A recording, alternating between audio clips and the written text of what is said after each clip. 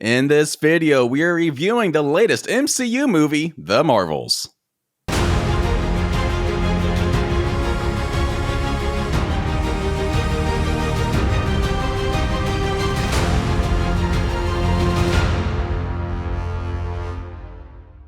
Welcome back to Eat, Sleep, Nerd. In this video, we are reviewing the latest Marvel movie, The Marvels.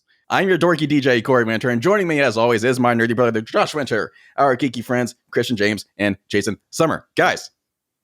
Hey. How'd you guys like this movie? Yeah, I mean, is this where we're going to start right off the bat? Yes. Right, okay. Overall arcing thoughts. So spoiler alert, right? Are we doing spoilers up front? Look, already? Here we go. That's what I was asking. I mean, that's are we like spoiler warning? Okay. All right. Yes, we are doing spoilers all throughout this video, apparently. So if you have not seen The Marvels yet and you want to keep the plot of the movie secret until you go see it yourself, you might want to tune out of this video. But I just wanted to get it out of the way. Let's do it. Spoilers. Let's do it. This is one of those movies that's hard to talk about without talking about spoilers. This is true. Yeah. This is true. Yeah. To me, it was the most MCU-y movie we've had in a while. In a good way or a bad way? Like in a good way. Yeah. Yeah, I guess that's a good thing to clarify. Yeah. Because here lately, MCU-y has meant kind of a dumpster fire. Mhm. A loosely entangled mess of crap. Yeah. Love and Thunder. This, it's like, they tried. yeah, like, they did They another made one. them somewhat. Yeah. They did a They thing. spent $50 million. Yeah. A lot more So, than that. so no, I mean, it felt like when we would go to MCU movies that had a plan. Yeah. It was fun. It was lighthearted.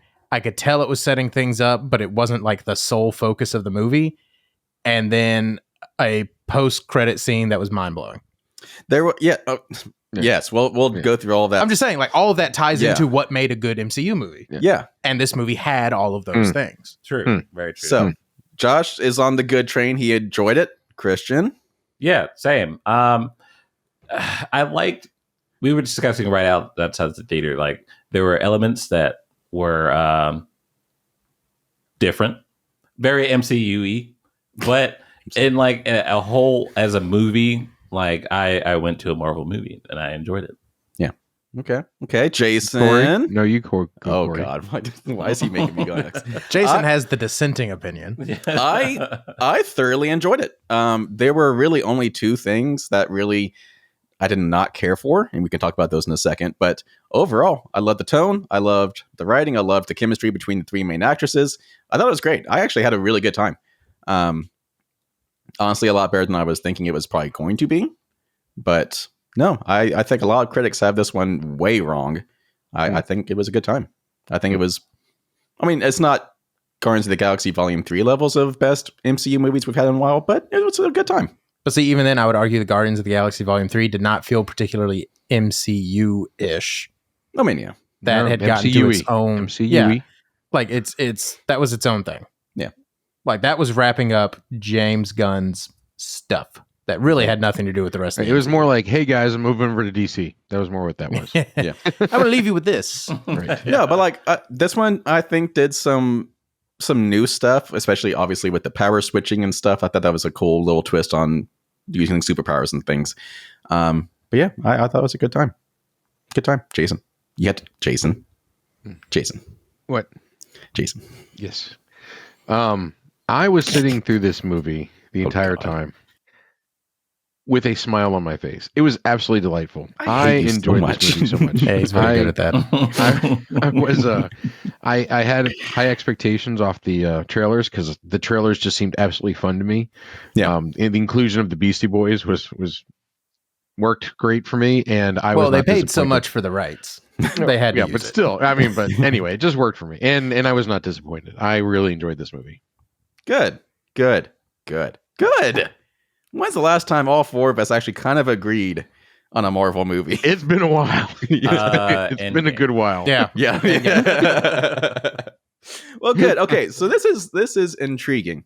I want to go ahead and pull up what this movie is doing on Rotten Tomatoes right now. If I can find it real quick. Yes. I've got what it's on IMDb right now. It's like 6.2 out of 10 on, and I don't think that that's accurate. No, it is no. So No, I don't yeah, think looking that's at right. Rotten Tomatoes, obviously they do the critic scores right next to the audience scores. The audience score right now is sitting at an 85%, which feels pretty fair. That sounds The fair. critic score is sitting at a 62%. So Nope. 62% of the critic scores have been positive. So 48 have been negative. It's getting the old DC treatment.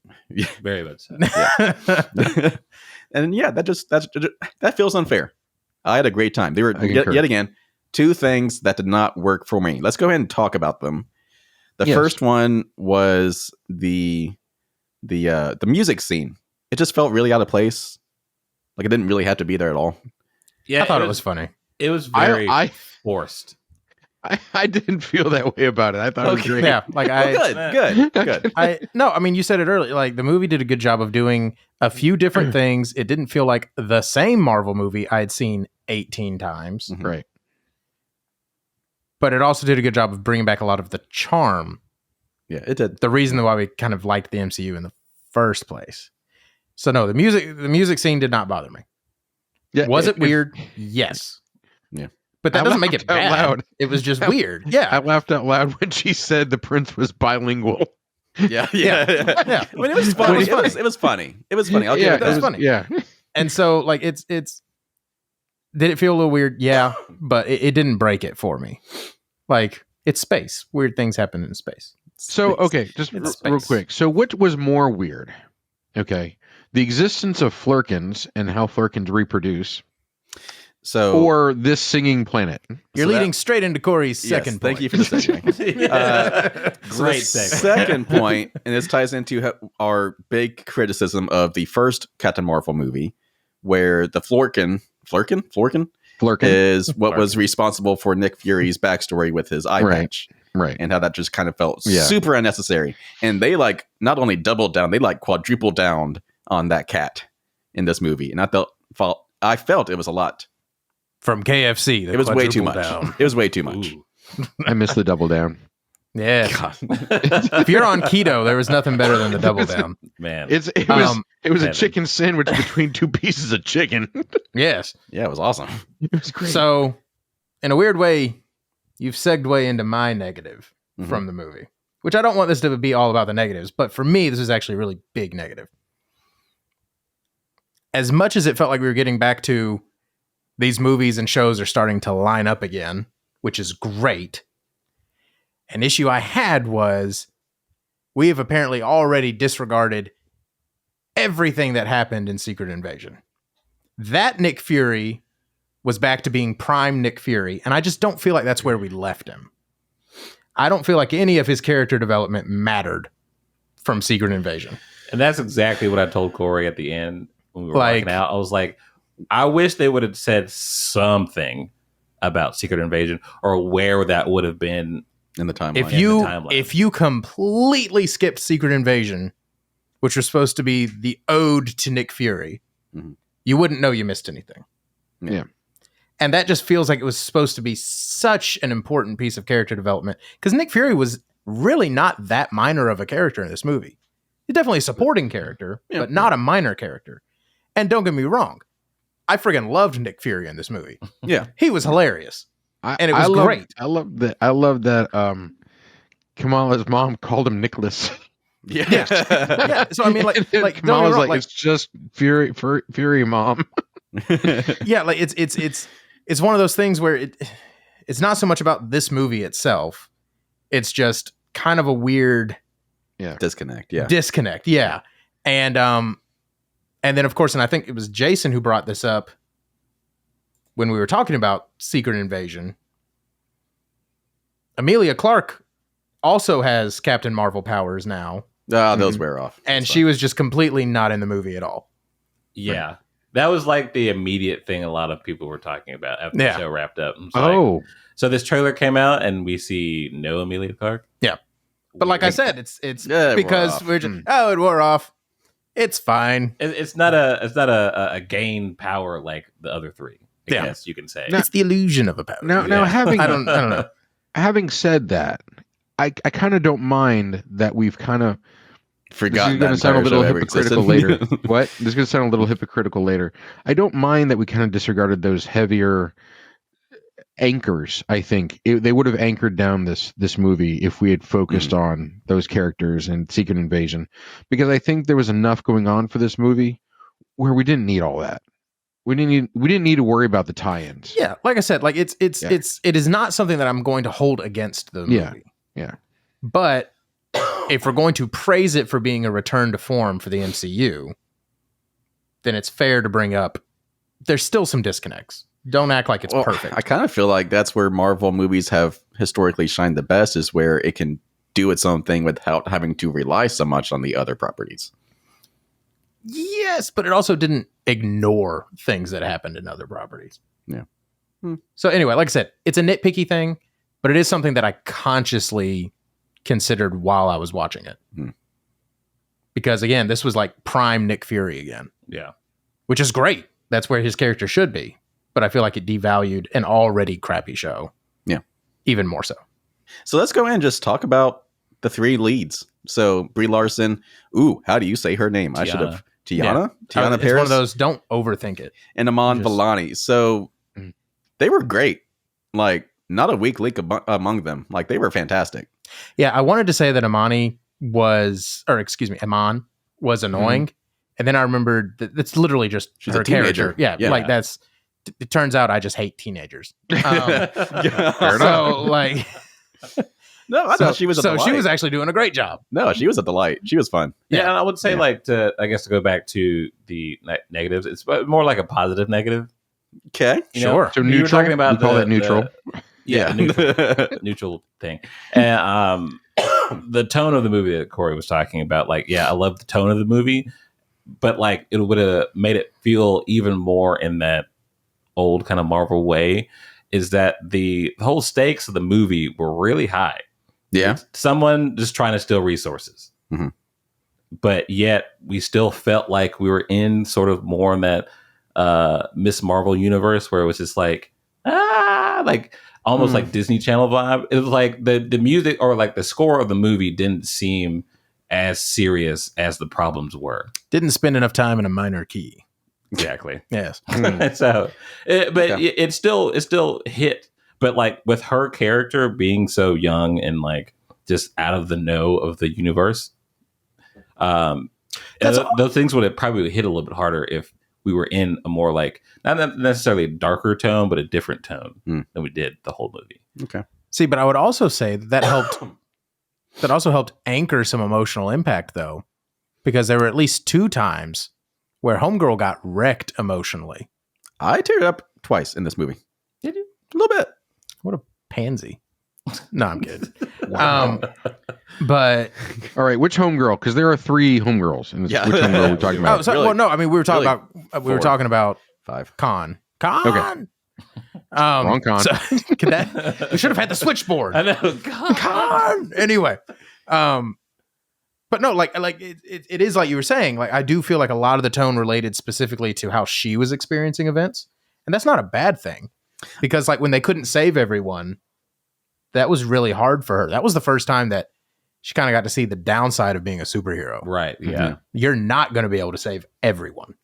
And I kind of feel like the tone of the movie being set on her was kind of intentional, because as we saw at the end of the movie, which we'll talk about in a second, it's kind of leaning into her being more of a lead in this franchise.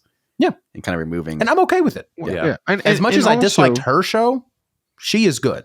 Yeah. I like her. And also a very common tactic, which when done correctly, works really well, is the fish out of water connection with the audience. And as they were focusing on Kamala Khan, that was our connection to what was going on in the movie. So, so that I think that was a really good technique that they used. Because if it was just a bunch of superpowered people going around, I don't think it would have been as fun as a movie. Yeah. But this was her introduction. A really funny inside joke for me as a redemption for Marvel, for the original Captain Marvel, they made Brie Larson cry. Yes. Yeah. This is true. Yeah, that was one of the big criticisms when Captain Marvel debuted, was that she was just emotionless. And I was going to say that, and I've been trying to think of how I can say it without sounding like a patronizing butthole. Brie Larson's character was considerably more likable And she had in depth. this movie. Yeah, Yeah. like it was a character instead of, and I think that's the best way you can put it. Captain Marvel, the first movie, she was literally just the plot device. Like, I don't feel like you ever really emotionally connected with her. She just moved the plot forward. Yeah.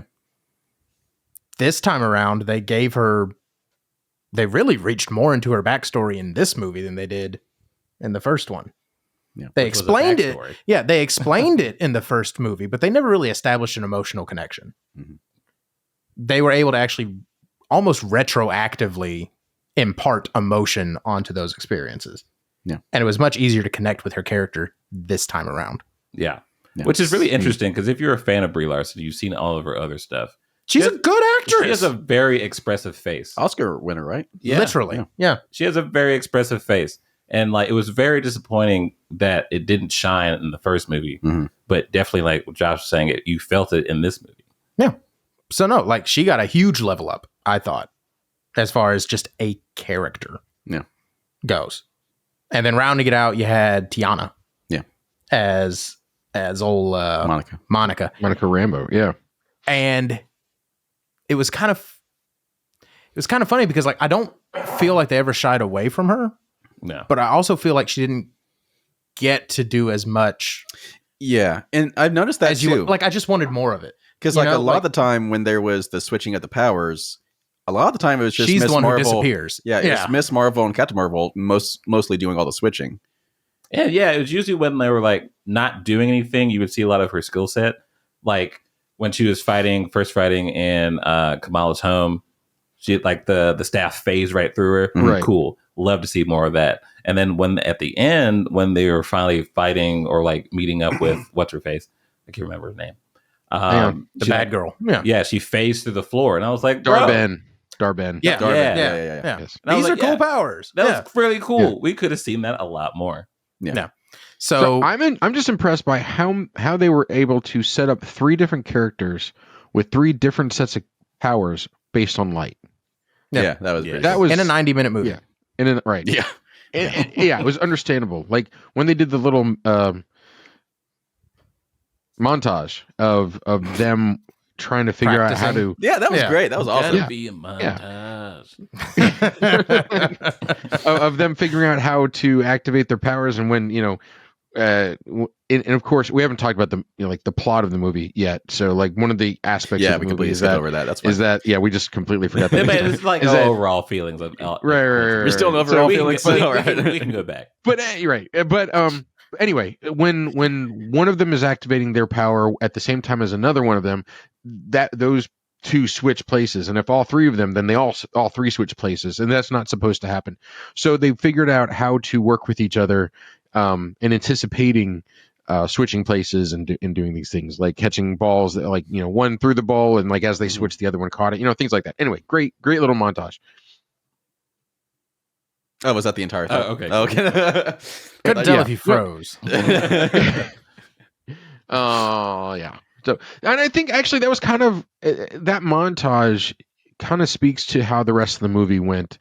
There was a concern that this was going to be because it was going to be one of the shortest Marvel movies at an hour and 45 minutes, that it wasn't going to be any good, because Marvel movies are known for being 2 hours or better. Yeah. But first of all, I think they dialed back all of the things that are not needed, all the superfluous things, and they kind of they didn't make it such an intense or highly detailed story. They kept the detail just kind of almost high level. It was like, this is what the deal is. This is how we're going to do it. This is the goal. We got to do a side mission or 2, and then we're going to get to the end of the movie. They went back to a simple formula, Mhm. and Yeah. it was just It's very lean. a really there were serious stakes in the movie, but it was a mostly lighthearted story and movie. Yeah. I don't think there was a single wasted enjoyable. minute. Like No. there was no time where I was like, okay, Yeah. can we just move on? No, Yeah. it felt great. Pacing was great.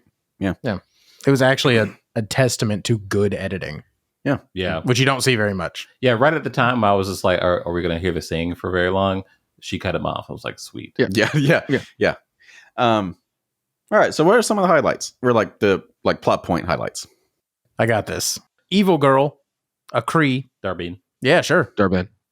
Finds old Kamala's matching bangle out in the middle of space, because that makes sense. And Because why not? begins using it to open unstable jump points that you use to get around the universe, and begins using it to siphon the natural resources off of various planets, increasingly striking closer to home. And in the process, for reasons that are never truly explained, it causes all the gals to start swapping places whenever they use their powers at the same time. And shenanigans ensue. Shenanigans did shenanigans. They did shenan. No, really, that's it. Like, to Jason's point, like, that's literally the movie. That's it. Yeah.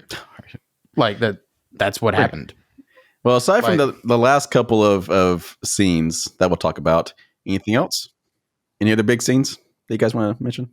No, just the biggest one for me was the first major fight scene where all the girls were swapping places before they figured out why they were swapping places. Mm-hmm. Yeah. That was really cool, and it would have been very easy for that scene to be a mess. Mm-hmm. And it wasn't. And it actually kind of reminded me of Everything Everywhere All at Once, where it was just like the people who had to plan this out and then put it together. Yeah. Really did a good job. If they didn't sit down and plan out every little detail, they did a good job of making it look like they did. Yeah, I was gonna say all the fight choreography in the movie was excellent. Oh, yeah. Like, even if like majorly the problem with a lot of like action movies is that the camera moves too much, you're not really seeing the fighting. Yeah. You saw the fighting. Yeah. A lot of wide shots, a lot of enclosed shots. So it had a really good variety, but you definitely saw what was happening. Yeah. Which was exciting. Well, and to that point, Christian, I think another thing that I wanted to bring up with this is that the color palette on this movie was bright. Yeah. You know, it wasn't. There a were several dark times movie. I thought that. Yeah. Yeah, like it was a bright movie, and which I think is just it's visually engaging, and I think that was a big plus for it. Yeah. Speaking of that fight scene, which was in Kamala's family's house, can we talk about her family real quick? Go for it. I loved her family so much.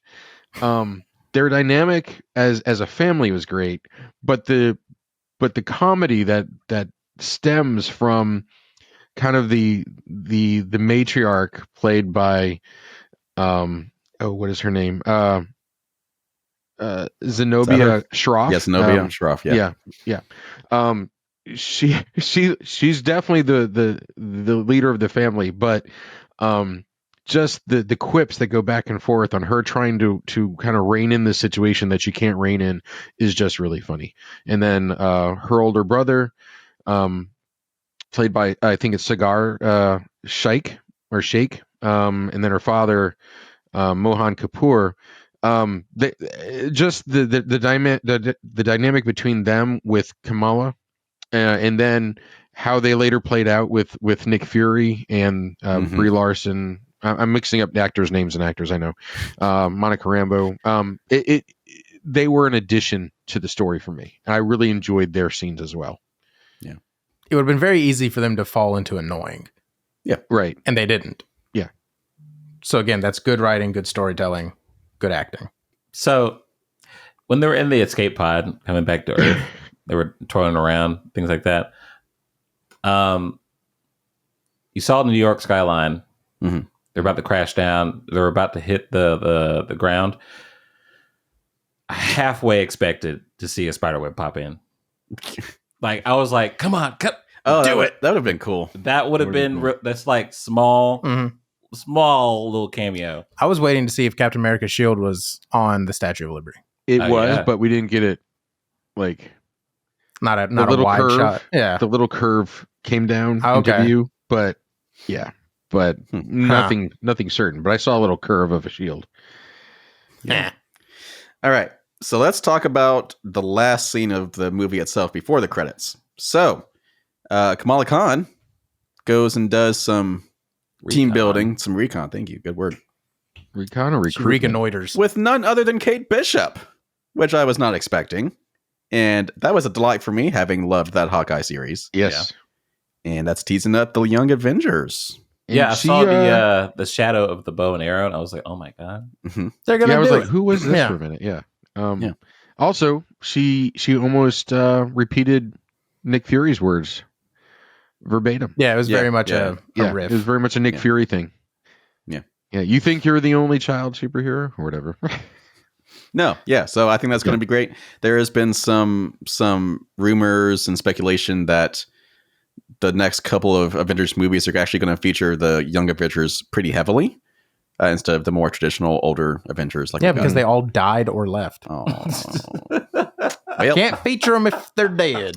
I Yeah. mean, I'm sorry. Actors age out. They do. They do. I mean, But no, I thought that was a fun ending to the movie. All right, the mid-credit scene, yeah. guys. Yo. That okay, before surprised the hell out of me. before that, Oh my God, Christian. No, let him. it's involving the scene. Oh, okay. Yeah. When she wakes up and sees her mom, I was fully expecting her to be Captain Marvel. Yeah, I thought we were in, because that was one of the rumors originally, was, I guess because people found out that she was on set, Yeah.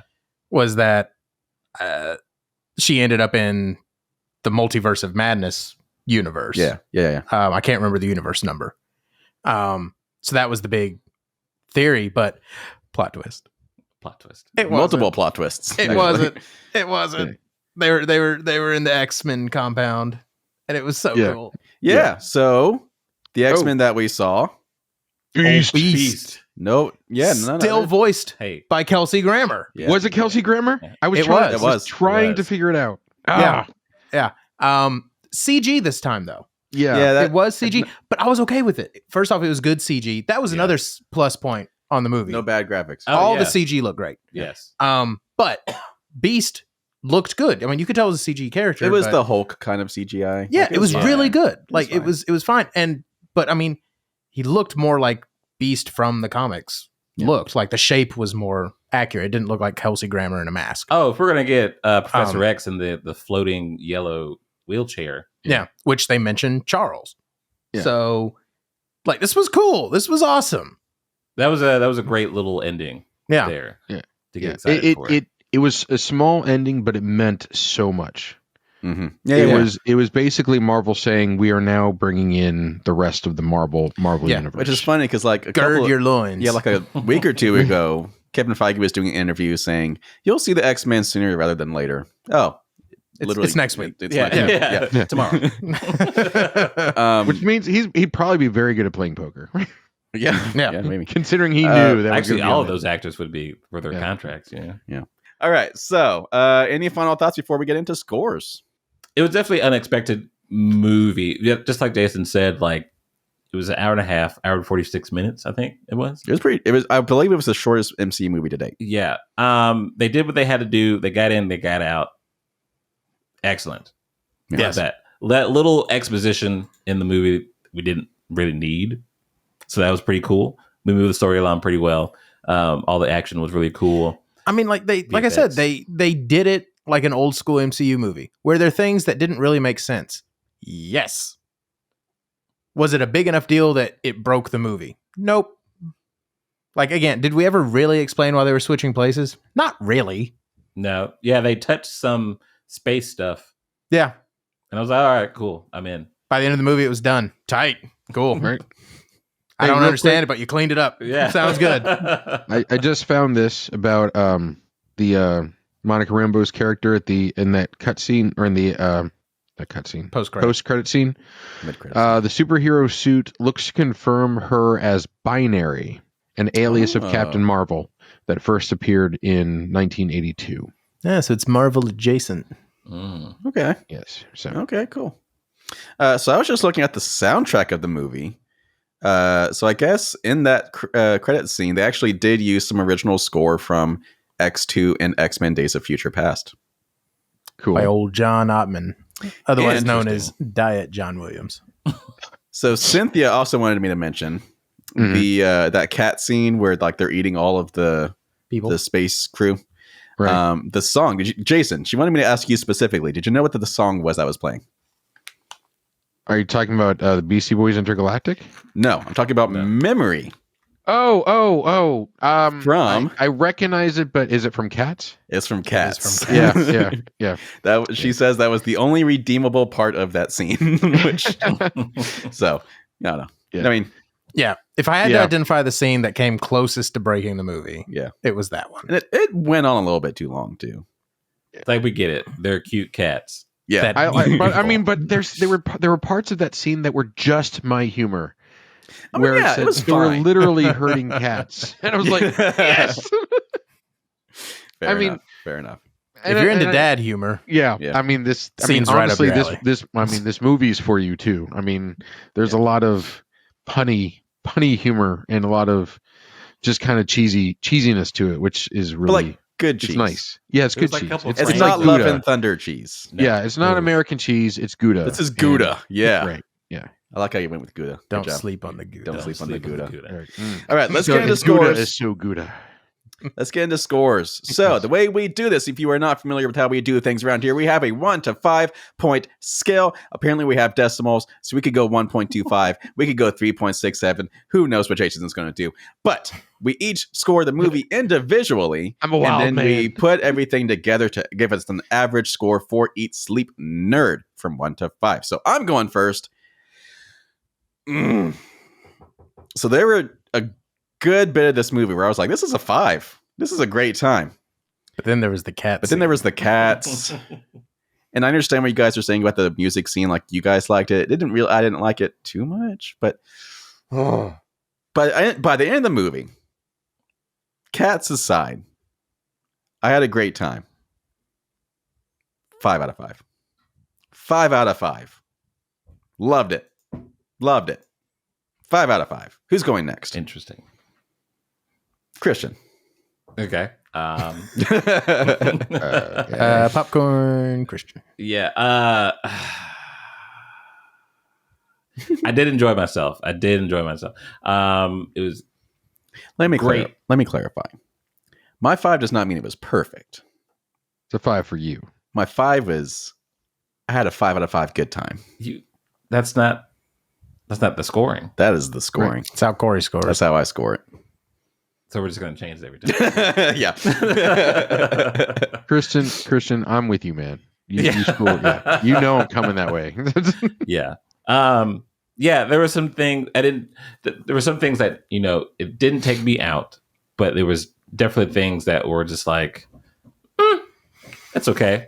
I mean, it's fine. We didn't delve into it too long or like over explain things, blah, blah, blah. Loved the whole chemistry between the three leads. But I'm going to give it a 4. Even 4? Even 4. All right. Thank you. All right.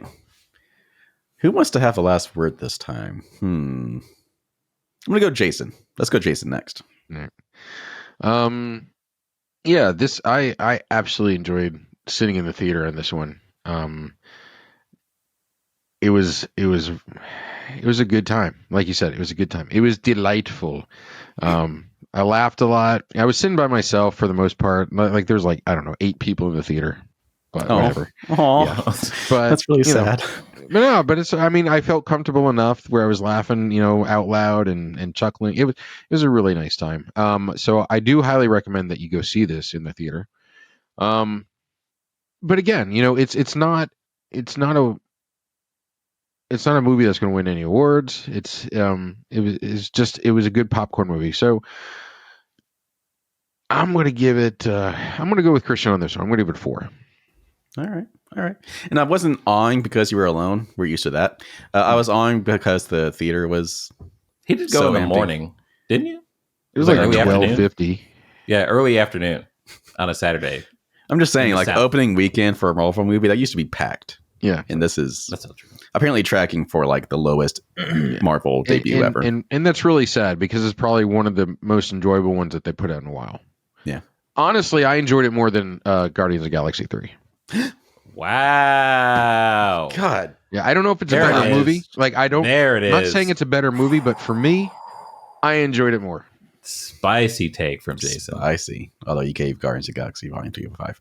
All right, so so I want to go Josh last because you have not been shy about your feelings on how the MCU's become a steaming pile of crap. No. I know where Corey's going on this one. that, but specifically your hate of Captain Marvel so far in the MCU in general. So first off, I'd like to reiterate that I stand by my opinions that Captain Marvel is not only the worst MCU movie, but an abomination to filmmaking in general. So we recently did a tier maker on ranking the entire MCU, and Josh was adamant about not only putting it in D tier, but having it fall off the chart. So it was just bad. I'm sorry. It was just bad. But also leading up to this movie, you were not too excited about it. No, I assumed it was going to be bad. Just bad. Yeah. Just not good. So, having seen it, fresh on the mind. I'm actually going to give it my first decimal rating. Oh my God. God. I feel like a 5. It's strong. I know. I feel like a 5 would be too much because it's not by any stretch of the imagination a perfect movie. But when I thought about giving it a 4, that felt like I wasn't giving it its due. That's about where I was. So, no, it is an absolute blast. You should totally go see it. It feels like an old school MCU movie. If this is the trajectory that we can get the rest of the new slate to keep going on, this could be a major return to form. Or we could find out this was just the fluke. a fluke, just a random chance where everything just hit just right. So no, 4.5 out of 5. Highly recommended. Is it something that I'm going to watch over and over again when it comes out? Probably not. But maybe like it's one more time. Yeah, but it's really good. So no, it reminded me of the things I loved about the MCU. It redeemed a character that I thought kind of got a crap treatment the first time around. Yeah. And it got me hopeful for what's coming next in the MCU. Mm-hmm. That's about all you could ask for. That's a good Marvel movie. That's a good Marvel movie. Yeah. All 4 of those scores together. I know my scores kind of... I know. I'm not in alignment, but it's fine. I had a good time. All together, we're giving it a 4.38 out of 5. So, pretty strong for a Marvel movie in recent years. But we're not done yet. We have to rank this. Where are we ranking It's A tier. the Marvels? It's A tier. On the S to D tier. So yet again, as a reminder, S tier is the best of the best of the best, which we have movies such as the Loki series and Avengers Endgame, Infinity War, Captain America Winter Soldier. Then you have A tier, B tier, C tier, and then D tier, which is the worst of the worst, which is where things like Love and Thunder live. So, and the first Captain Marvel. Josh, where do you think this should go? So Josh is saying A. I said A. I know. I was being like it's really, really, really good. Is it like the beacon of what the MCU is? No. But could it be setting us up for more beacons? Yes. So no, firmly in the A.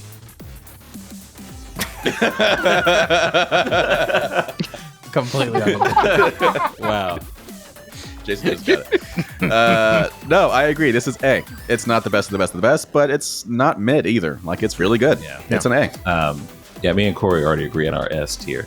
But yeah, definitely. Yeah, it feels right to be an A. Yeah. Jason? A. Jason likes it the A as well. All right, so you heard it here first. This is an A tier movie for the MCU. We're giving it a 4.38 out of 5. We highly recommend that you go see it. Please go see it. Put it in your A. Yes. Wow. Can we say that? And I don't know if we can say that. Yeah. Let people know, like, rank it better.